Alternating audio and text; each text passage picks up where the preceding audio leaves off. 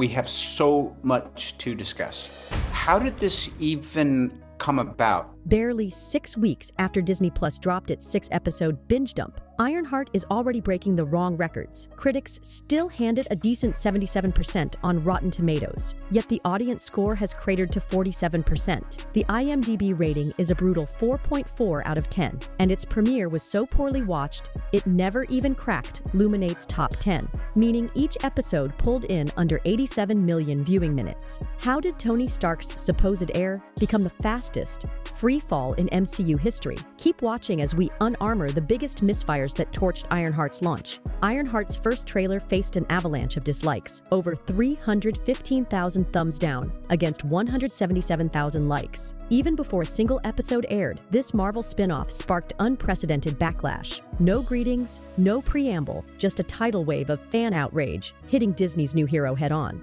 That level of hate is almost unheard of. Why would a young genius in Stark-like armor ignite such fury? Did Marvel try to pass the torch too quickly? Many fans think so. Riri Williams was inserted, fast-tracked, into the MCU as Iron Man's heir, without the years of build-up iconic heroes used to get. Unlike Tony Stark, who earned our love through a decade of films, Ironheart arrived almost overnight. A cameo in Wakanda Forever, then her own show. The result? Viewers felt no emotional bridge to Tony's legacy, just a sudden new iron something in his place. In a vivid scenario, imagine a rookie player being named captain of the team the day after the MVP retires. Fans would riot, and that's essentially what happened here. Marvel leaned on Tony's legacy and marketing, even touting Robert Downey Jr.'s private thumbs up to actress Dominique Thorne, as if anointing her. But there was no actual mentorship or storyline connection between Riri and Tony. Fans sensed a desperate handoff, not an organic transition. The takeaway? Audiences reward patience. Heroes need to earn their armor. Marvel tried to skip the hard part, and the fans weren't having it. Picture the MCU's new kid on the block throwing shade at the legend she's replacing. That's what some viewers saw, and it did not go over well. Early Ironheart episodes reportedly have Riri quip that Tony Stark would be nothing without his billions, a line that landed like an insult. Fans were outraged that the show let a newcomer undermine Tony, the beloved face of the MCU for a decade. It felt like sacrilege. You don't win hearts by disrespecting a hero who literally died to save the universe. Marvel even unintentionally stoked this with marketing. In one interview, Thorne described Riri as dumpster diving, whereas Tony Stark was this bajillionaire, implying Riri's achievements are more remarkable, given her humble means. But fans swiftly clapped back, reminding everyone that Tony built his first suit in a cave with scraps while gravely wounded. Stark's wealth was never a shortcut. He earned Iron Man through grit and sacrifice. To some, Ironheart came off as diminishing Tony to make herself look better. That strategy backfired spectacularly. Fans felt it cheapened Tony's legacy and made them defensive of their old hero. Legacy matters, and you don't elevate a new hero by tearing down a legend. The meaningful takeaway: honor the past if you want fans to embrace the future. Ironheart's harshest critics, including some who wanted to like her, argue that the show simply wasn't written well. One early reviewer called it the most stereotypical, poorly written, and box-ticking show they'd ever seen. Ouch. This surprising insight cuts deep. It suggests the hate isn't just about who the hero is, but how the story was told. Viewers saw a plot riddled with cliches and contrivances. For example, Riri is hyped as a super genius, yet time and again her inventions malfunction or backfire comically. At one point, she even bites a live electrical wire in a gag, a move that hardly screams MIT prodigy. Such scenes made it hard to take the narrative seriously. The show also leaned on convenient coincidences and side characters that felt one-dimensional. Critics felt Marvel was trying to tick boxes, hitting representation quotas, and Marvel formula beats, instead of delivering a coherent, exciting plot. The meaningful real-life impact. Fans started tuning out Marvel shows they perceived as low effort. After the heights of Endgame, projects that feel rushed or shallow get called out mercilessly. And when the writing isn't there, even a well-intentioned hero will struggle to win hearts. The actionable takeaway: story is king. No amount of diversity, nostalgia, or CGI can save a story that doesn't earn the audience's investment. Marvel needs to remember that great characters thrive on great writing. Period. A Marvel hero who breaks a dean's arm and doesn't apologize, steals from her university, and joins a criminal gang just for cash. Wait, what? That's Riri in the Ironheart show's opening episodes. And it left many viewers asking, is this really our new hero? In a genre where we're used to upright do-gooders, Riri's behavior struck a jarring note. One reviewer, who happens to be a longtime comics fan and a black woman, was flabbergasted, calling Riri outright narcissistic, someone who only thinks about herself and how she feels, rarely caring for others. Those aren't the makings of a Marvel hero, she noted. And the show turned all her worst traits up to 11. Indeed, across the first episodes, Riri lets others get hurt and even die without much remorse. She blackmails people to get what she wants. She agrees to work with a shady gang, the Hood's crew, after they flat out tell her they rob and extort people, something even anti-heroes like Punisher would never tolerate, as the reviewer quipped. This created a major disconnect. Audiences expecting a likable prodigy got a character who sometimes felt closer to a villain's origin story. The meaningful impact is huge. If viewers don't find the lead heroic or at least relatable, they won't invest in her journey. And in Riri's case, some felt she never showed why she's a hero at heart. Imagine watching Spider-Man, but Peter Parker is arrogant and selfish throughout. Would anyone cheer for him? Ironheart, in trying to present a flawed protagonist, may have overcorrected into unlikable territory. The actionable takeaway: Marvel heroes need some moral center or charm. Complex characters are great, but if you lose the audience's goodwill, the backlash will be brutal. Even a genius in armor can't fly if no one wants to see them win. Why introduce a brand new Iron hero when existing characters were right there? This question has bugged a lot of longtime Marvel fans. Tony Stark's mantle could have passed in story to people who earned it. War Machine, James Rhodes, is the obvious candidate, having fought beside Tony and even worn the suit. In the comics, Rhodes literally becomes Iron Man whenever Tony can't, and everyone accepts it. Some fans would have loved to see the MCU explore Rhodes stepping up. Indeed, Marvel has an upcoming Armor Wars project for him. Similarly, other figures like Tony's protege, e.g. his young daughter or even Harley Keener from Iron Man 3, could have been contenders. Instead, Marvel chose Riri, a total stranger to Tony's world, to fill that Iron Boots role. This felt to many like snubbing the established characters in favor of chasing a new audience. On top of that, as noted on a comic forum, Marvel had already introduced a young black woman with Iron Man ties. Lila Rhodes, War Machine's niece, in the comics. She was essentially shelved, so Riri could be pushed. Fans cried foul, seeing this as Marvel's habit of discarding existing diverse characters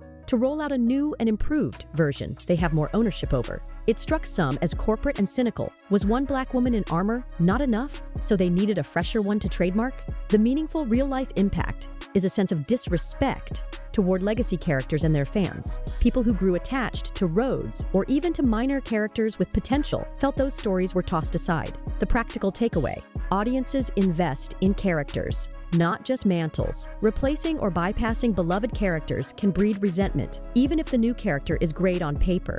Marvel might have won more goodwill by building on the heroes fans already loved, like giving War Machine a bigger spotlight, rather than seemingly inventing a replacement out of thin air. Sometimes the best new hero is the one you already have. Now we get to the ugly undercurrent driving much of the Ironheart hate. Let's be real. A portion of the backlash was never about the story, suit, or acting. It was about bigotry. The moment it was announced that Ironheart would center on a black teenage girl taking up a tech hero role, certain corners of the internet lit up with anger. They threw around the word woke as an insult, essentially signaling they were mad about a hero who isn't a straight white male. As one commentary put it, the hate for Ironheart is about the discomfort some fans have with seeing black girls in spaces they were never meant to be in. That's a harsh truth, but evidence is everywhere. Before the show even released, YouTube was flooded with thumbnails like "Disney's woke agenda destroys Marvel" and "Ironheart is the end of the MCU." These weren't good faith critiques. They were culture war rants designed to rile up the worst instincts of fandom. In these folks' view,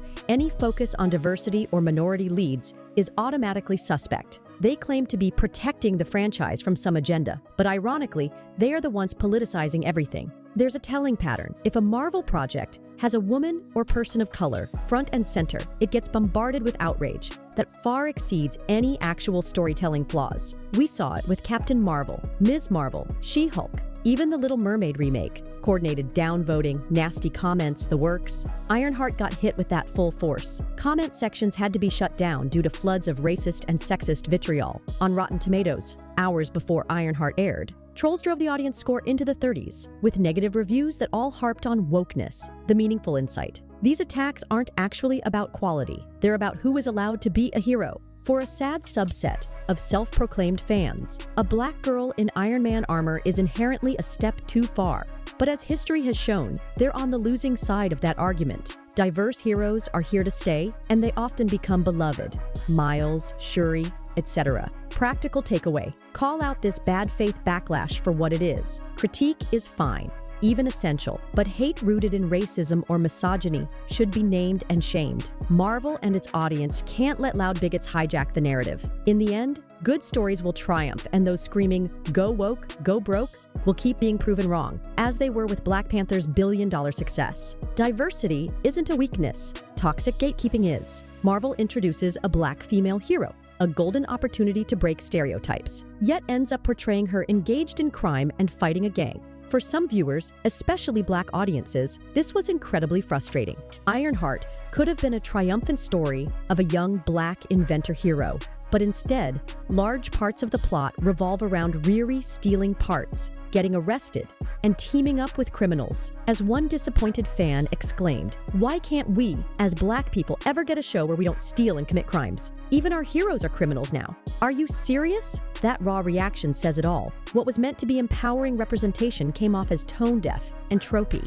Additionally, the show's creative choices raised eyebrows. The villain crew, the Hood and Seoids, in Ironheart was depicted with every member being race-swapped or gender-swapped from the comics. While diversity in casting is welcome, doing it for virtually every character made it feel like an overly deliberate checklist exercise rather than an organic world. Even the series' own target demographic picked up on this. The same outrage reviewer said she hates race swapping with a burning passion, not out of racism, but because it often comes off as lazy diversity, as if saying, "Here, we fix this old character by changing their race, gender, instead of creating new, nuanced characters." It's representation done superficially. Real-life impact? Missed opportunity. Marvel has done representation right before. Think Black Panther's authentic African cultural depth, or Ms. Marvel's vibrant portrayal of a Pakistani-American family. By contrast, Ironheart gave fodder to critics who claim Marvel is just cynically flipping characters' identities. It left even diversity advocates shaking their heads. The practical takeaway: quality of representation matters as much as quantity. Simply casting diversely isn't enough. You have to avoid reinforcing stereotypes and give your characters integrity. Marvel should treat characters like Riri not as symbols, but as fully realized people who aren't reduced to tired tropes. In Ironheart, Riri's story could have focused more on her genius and community, but the heavy use of crime plots and shallow side characters made it feel like stereotypes. The show. That's a gut punch for viewers who hoped for more. Inclusion isn't just about who's on screen, but how you portray them. The fans noticed, and they cared. Even the visuals weren't safe from critique. Ironheart's armor design and CGI quality drew a lot of ire from fans, an area where Marvel usually excels. When Riri's prototype suits appeared in Wakanda Forever, many viewers felt the design was, frankly, underwhelming. Some said it looked like a Power Rangers outfit or a toy. Online discussions and reaction videos slammed the bulky red suit as aesthetically unappealing. Part of the issue was that it was mostly CGI and nanotech-based, lacking the mechanical cool factor of Tony Stark's classic suits. In fact, the CGI-heavy nanotech armor garnered criticism from fans who thought it looked cheap and too cartoony. Marvel's once cutting-edge VFX have been under scrutiny lately, and Ironheart's armor became another example fans point to of declining quality. In the Disney Plus series, the later suit design improved somewhat, closer to comics and with more practical elements. But first impressions had already soured some potential viewers. For a segment of the audience, if the hero's look doesn't impress, it's hard to take them seriously, especially when you're stepping into Iron Man's shadow, whose suits always wowed the crowd. Another minor gripe tied in here: Riri's final suit in Wakanda Forever was left behind in Wakanda due to plot reasons, meaning she starts over in her series. This felt like a reset, and perhaps a downgrade in tech, which some found disappointing rather than exciting. The practical takeaway: when launching a new hero, iconography matters. Fans love Iron Man in part for how awesome Iron Man looks. If Ironheart's armor design doesn't immediately spark that, "Oh, that's cool" reaction, it becomes one more uphill battle for acceptance. Marvel's lesson? Put as much thought into making your new hero look iconic as you would for an A-lister,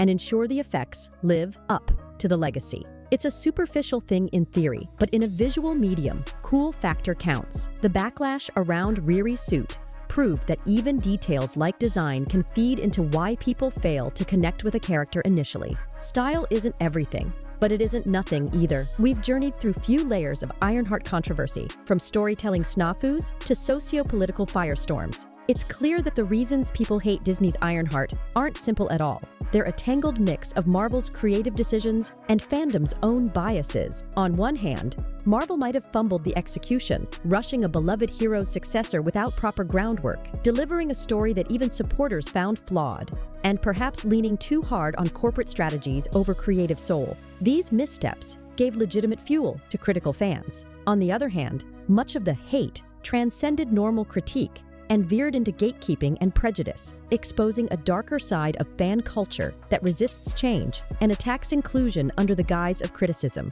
The bottom line? Ironheart became a flashpoint. If Marvel learns anything here, it should be to marry representation with impeccable storytelling. One without the other leaves an opening for backlash. And as viewers, we can all learn to discern real critique from noise. Riri Williams' story may not have soared to the heights we hoped, but it shines a light on where Marvel and its fandom are in 2025. In the midst of a transition, maybe a bit of an identity crisis, figuring out how to evolve the MCU for a new era without losing what we loved. The saga isn't over. Ironheart could grow and win people over in time. Many now beloved characters had rocky starts. Or she might remain divisive. But one thing's for sure, she got people talking fiercely. Marvel's challenge will be turning that passionate discourse into something constructive for future stories. As Tony Stark might say, it's not about how much hate you provoke, it's about how much heart you bring to the fight. Love her or hate her, Ironheart has sparked a conversation that goes well beyond a single superhero. And if that conversation leads to better heroes and better fandom, then maybe some good can come out of all this controversy after all.